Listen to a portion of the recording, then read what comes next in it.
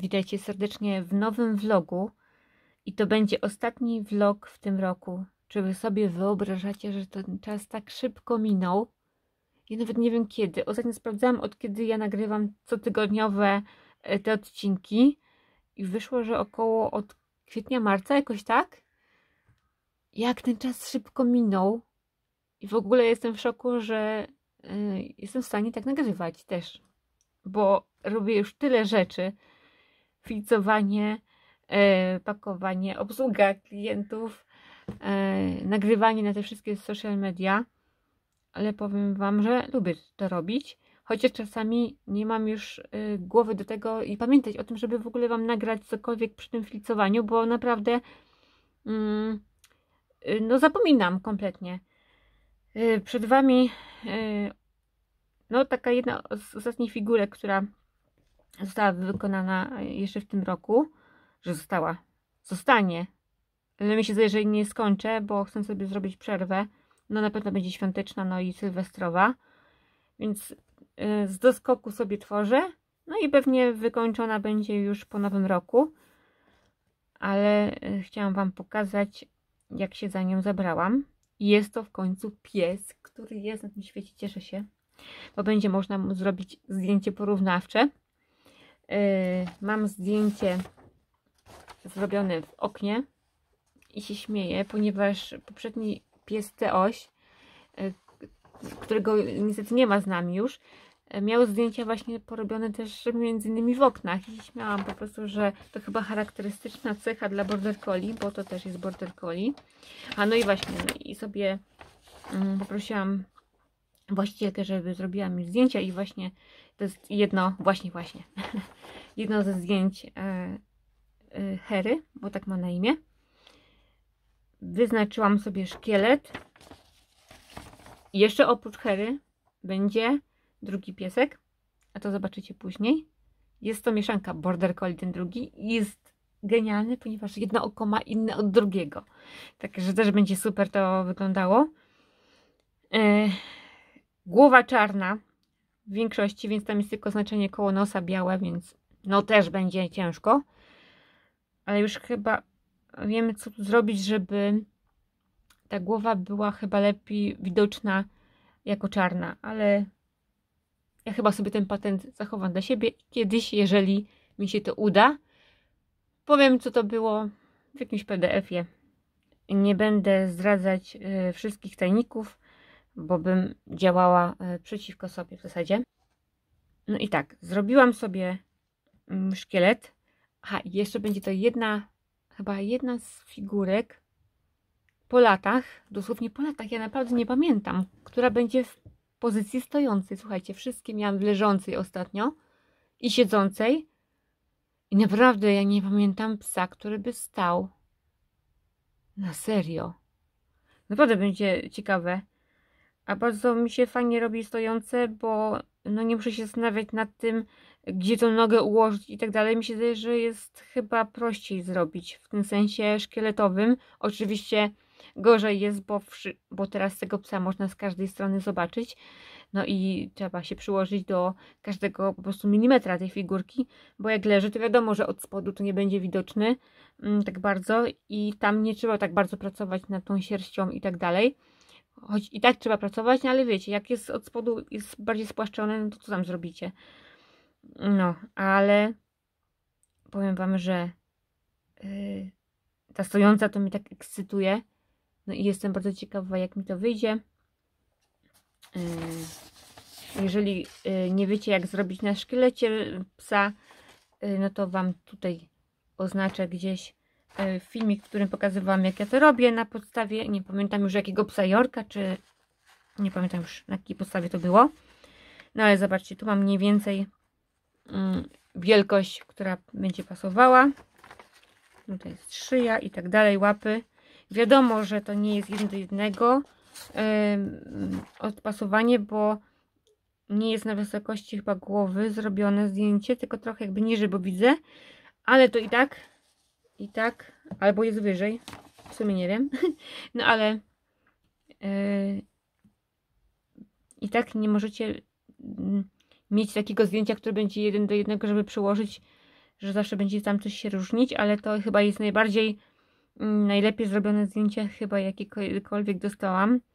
Jeszcze parę osób mi kiedyś zrobiło takie genialne fotki w ogóle z góry, z boku i tak dalej, ale wiecie, jak pies jest ruchliwy, a Border Collie niestety chyba nie lubi zbytnio sobie stać w bezruchu, chyba że na coś się czai, no to właśnie ciężko jest zrobić takim psom zdjęcia. Tutaj jest podstawa głowy.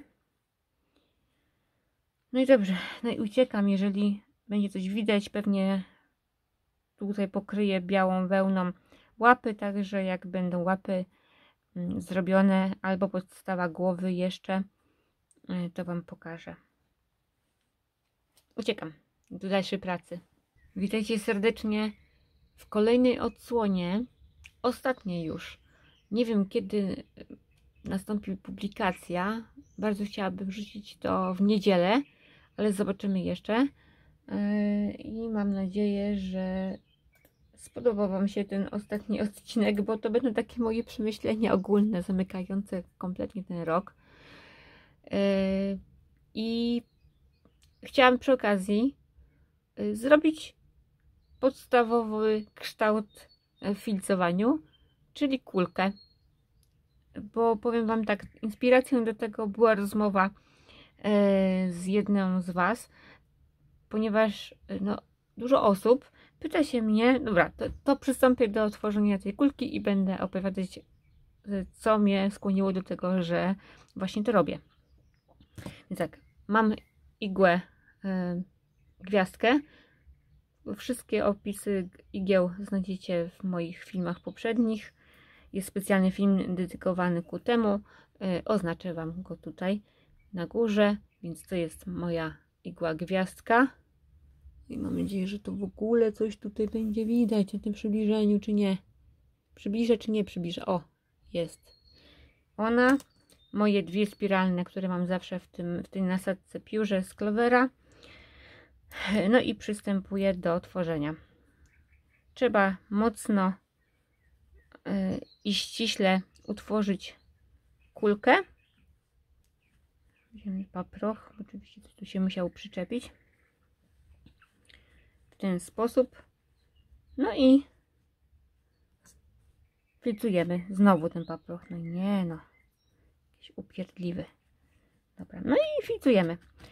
No i dobrze, słuchajcie, co skłoniło mnie ku temu, żeby właśnie stworzyć coś takiego i pokazać Wam, jak robić kulkę, ponieważ już nie jedna osoba do mnie pisze, żebym stworzyła jakiś kurs, taki wiecie, dzienny dla ludzi, taki stacjonarny.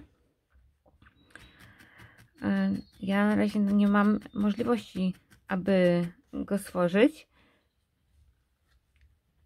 ponieważ musiałabym rzucić filcowanie zamówień, a muszę to jakoś połączyć, a one zajmują mi dużo czasu. I stwierdziłam, że przynajmniej pokażę takie podstawy, bo zdawałoby się, że każdy umie zrobić kulkę, wałek, jakiś trójkąt, ale to nic bardziej mylnego. Przy okazji pokazuję Wam tutaj, że to trzeba obtaczać na razie z każdej strony, tylko tak jako tako, jak ja to mówię, żeby to się trzymało, a potem będzie się to filcować bardziej tak, wiecie, spójnie. Na razie robimy tylko tak, żeby to się mniej więcej trzymało, czyli z każdej strony starajmy się ubić jak najbardziej równomiernie. Wiecie co, weźmy sobie inną igłę, bo ta jest za cienka, chyba to jest, mi się zdaje, nigdy nie wiem, oznaczyłam sobie te igły i nie wiem teraz, co to za igła, nie wiem, czy gdzieś mam opisane. Weźmy sobie te dwie, te są chyba grubsze. Zaczynajcie od najgrubszej igły, więc będzie Wam się to szybko ubijało. Ja na podorędziu mam dwie, właśnie średnią chyba i cienką. Te są chyba cienkie, spiralne. też, albo średnie. Właśnie nigdy ich nie rozróżniam, bo różnica pomiędzy średnią a cienką już bardzo jest mała i potem już to rozpoznać to jest trudno. A rozpoznać tylko można po tym, jak już macie ubitą figurkę, no to po prostu cienka wchodzi Wam jak w masło, a gruba już dalej nie wejdzie. To tylko taka, po tym rozpoznacie. No. A te się świetnie ubijają. Trzeba uważać na palce, więc można sobie wziąć takie ochronki. Może sobie wezmę, bo potem już, jak będę już coraz ściśle to robić, to mogę sobie trafić w palca. O, tak będzie lepiej. Już patrzcie, jakie są zużyte. No i no, inspiracją była do tego właśnie rozmowa z jedną z Was, że właśnie chcecie warsztaty. Ja nie mogę, to przynajmniej pokażę Wam, jak się robi takie podstawy, bo zdawałoby się, że każdy umie to zrobić, ale nie nic bardziej mylnego. Mam takie przypadki, że ludzie do mnie piszą, na przykład pod tym filmem, gdzie mam ten instruktaż, jak zrobić chomika, tego najprostszego. I to jest jego kształt. To jest po prostu jakby, no nie jakby, tylko to jest pół jajka. No i wydawałoby się, że to jest prosty kształt, bo starałam się zrobić jak najprostsze, co może być. Ale ludzie, niektórzy tam napisali, że pod filmem i do mnie bezpośrednio, że no nie są w stanie zrobić tego połowy tego jajka. No i przechodzimy teraz do clue programu, czyli to, o czym chciałam głównie opowiadać. Widzisz, już tak toczę, że już jest coraz bardziej ma kształt kulki, ale jeszcze trochę, bo jest zbyt miękka. W filcowaniu bardzo ważne jest to, żeby to nie było zbyt miękkie, a nie zbyt twarde.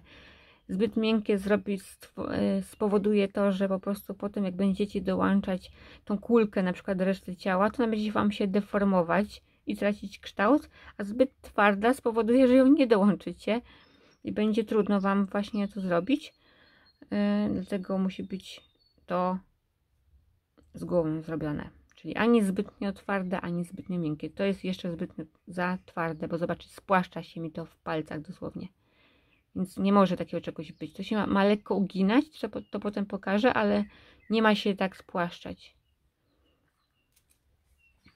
No i wracam do tego opowiadania o tym chomiku, co ludzie nie mogą stworzyć. No i właśnie tak wydawać by się też mogło, że prosto jest stworzyć realistyczne zwierzęta i to jest taka trochę pułapka, bo wiecie, oglądacie moje te filmy, zdjęcia i tak dalej. Dużo osób, tak jak ja, to też mnie dotyczy, bo przecież ja tak samo, to samo przechodziłam, że oglądałam u innych, jak tworzą właśnie figurki. Zmienię sobie igłę, bo też już czuję, że coraz bardziej twarde to jest, więc sobie zmienię igłę. Chciałam od razu tworzyć realistyczne figurki.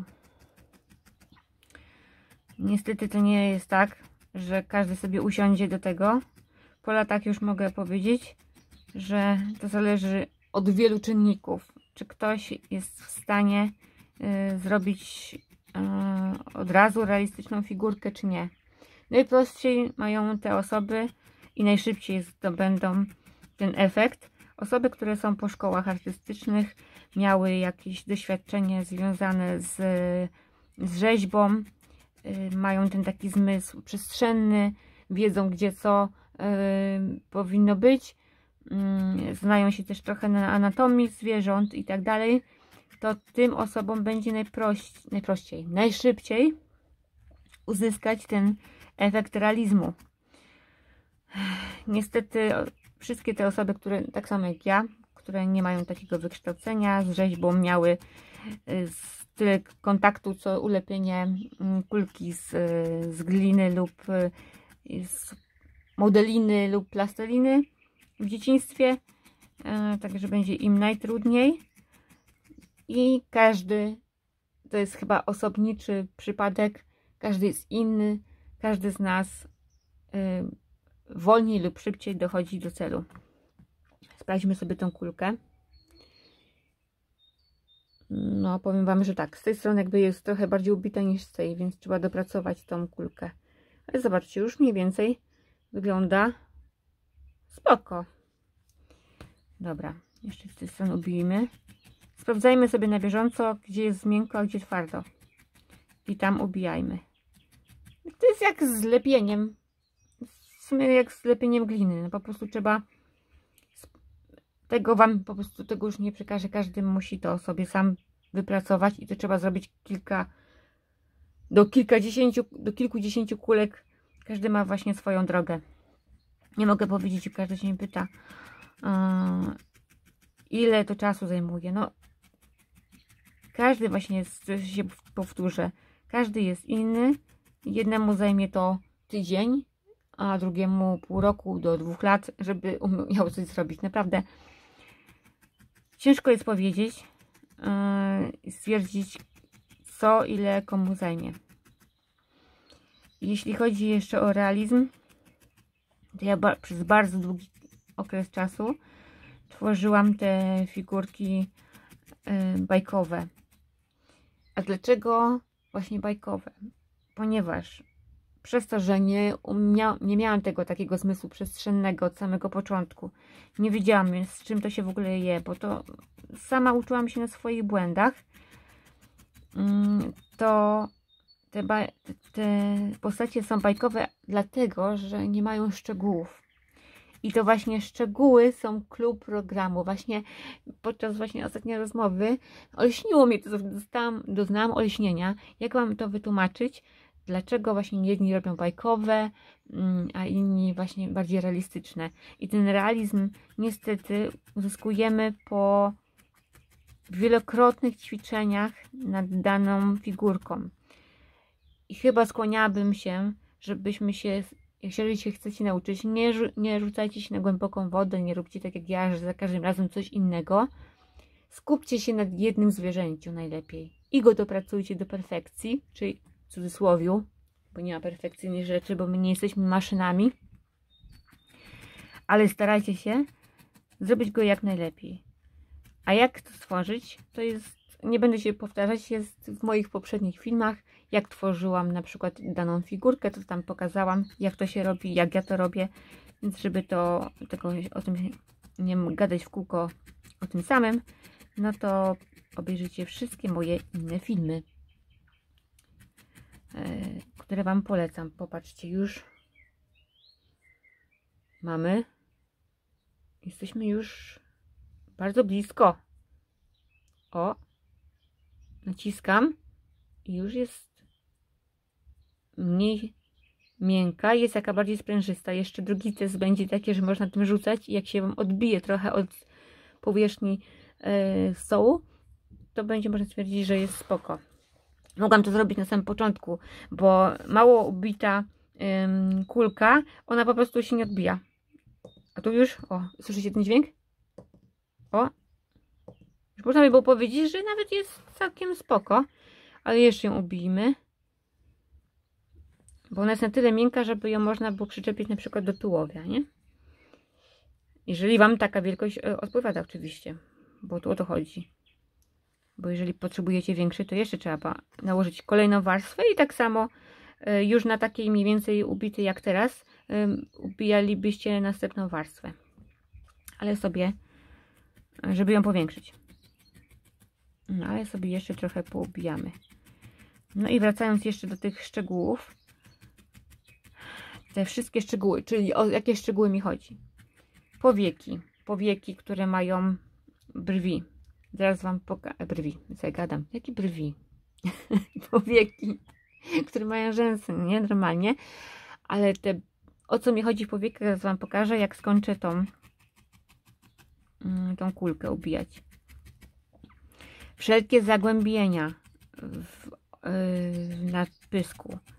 To są takie totalne niuanse i one, te wszystkie niuanse, je wszystkie trzeba zobaczyć.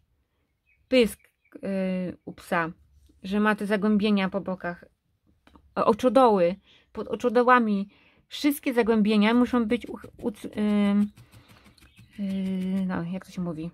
Wszystkie zagłębienia muszą być uchwycone, uchwycone, żebyście właśnie mogli stworzyć realistyczną postać, bo bez tego się nie da, bo jak pomijacie te wszystkie właśnie niuanse, wszystkie zagłębienia i tak dalej, to tworzy Wam się po prostu okrągła twarz, pysk, cokolwiek.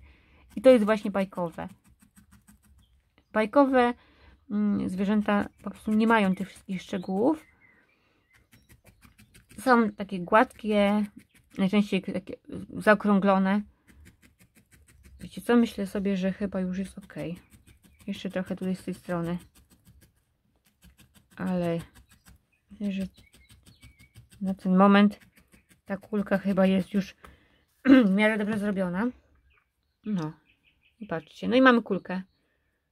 Poopowiadałam z 15 minut ponad. I mamy kulkę.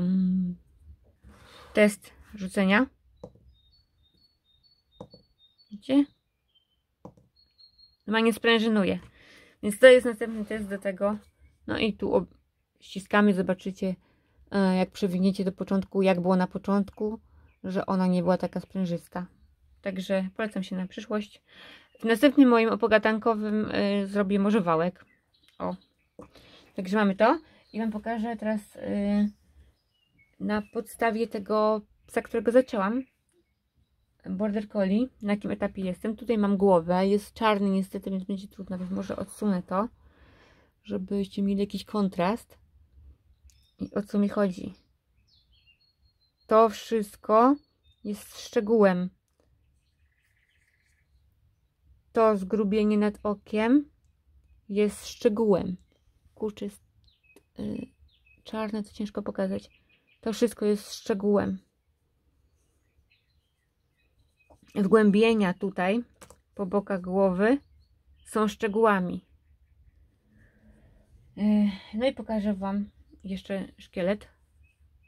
Na świętach jeszcze trochę filcowałam. Wiem, jestem nienormalna, ale stwierdziłam, że miałam chwilę ciszy i spokoju, więc stwierdziłam, że i natchnienie, stwierdziłam, że zrobię dalszą część szkieletu i tak to się prezentuje.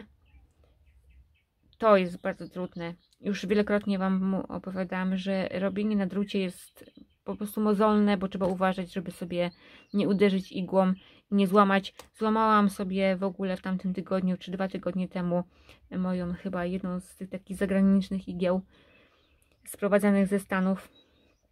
Tą taką grubą. Mam chyba jeszcze 2, całe szczęście. No ale no, zapłakałam nad nią rzewnie. No nic, już nie będę Wam tutaj przedłużać, bo i tak ten film jest już długi. A, jeszcze Wam pokażę uszy.